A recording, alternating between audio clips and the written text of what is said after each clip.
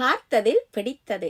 இன்றைக்கு நான் உங்களோட என்ன பகிர்ந்து கொள்ள போறேன்டா, ஸ்ரீலங்காக்கு என் ஆண்டி அம்மாவோட ஃபோன் கதைச்சு நான் எனக்கு ஃபோன் பண்ணியிருந்தாங்க. அவங்க கதைக்கும் போது வீடியோ கால் போட்டு காட்டினவங்க வந்து தண்ணீர் பந்தல் போட்டிருக்கேன். பார்த்தீங்கன்னா பாத யாத்திரை வர்றாக்கள். ஸோ கேட்க எனக்கு தெரியாததை தெரிஞ்சு கொள்ளும் போது இன்ட்ரெஸ்டிங்காக இருந்துச்சு. எனக்கு தெரியாததை தெரிஞ்சு கொள்கிற மாதிரி நாங்கள் தெரிஞ்சு கொண்டதை அறிந்து கொண்டதை மற்றவர்களோட பகிர்ந்து கொள்ளும் போதும் ஒரு சந்தோஷம் இருக்கும் தானே. ஸோ அதுதான் உங்களோட பகிர்ந்து கொள்ளணும்னு சொல்லி வந்திருக்கிறேன். ஸோ அந்த பாத யாத்திரை எங்கேருந்து தொடங்குதுன்னு சொன்னால் செல்வச்சந்நிதி கோயிலில் இருந்து தொடங்குதாம். செல்வச்சந்நிதி கோயிலில் இருந்து தொடங்கி முடிகிற இடம் வந்து கதிர்காமம்.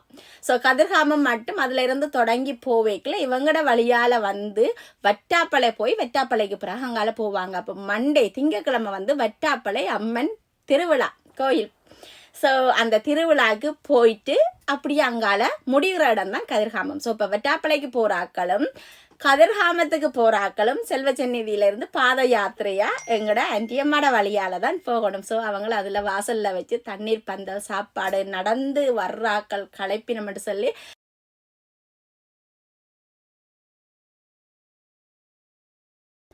ஸோ இது பார்க்கல சந்தோஷமாக இருந்துச்சுன்னா கண்ண நேரம் வீடியோ காலில் இருந்தேன் நான். மாவில தோரணம் பந்தல் ஆக்கள் வந்ததில் இருக்கைக்குள்ள மோர் கரைச்சி கொடுத்து கவுப்பி அவள் செய்து கொடுக்க போகிறேன்டாங்க. டீ என்று சொல்லி போட்டு அவங்க இருந்து நடந்து வந்தவங்க களைப்பாரி ஒரு இடம் அதில் இருந்துட்டு அவை சாப்பிட்டுட்டு அந்த அப்பாடா அன்னிட்டோட நடந்து போகைக்குள்ள பார்க்கல இருக்கிற சந்தோஷம் எங்களுக்கு அந்த சந்தோஷமே தனி.